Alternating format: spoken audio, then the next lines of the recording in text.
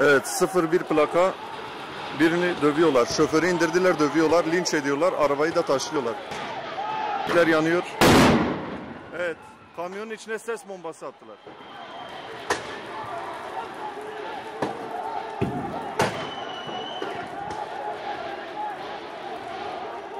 Evet, adam linç ediliyor.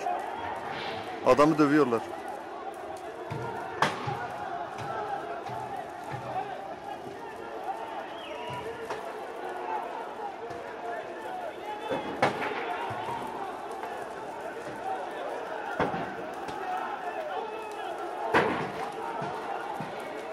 Adamı linç ediyorlar.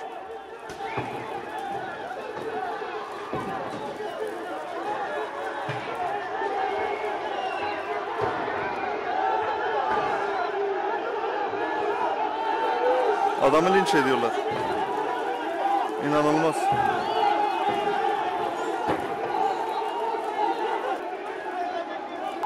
Yanıyor.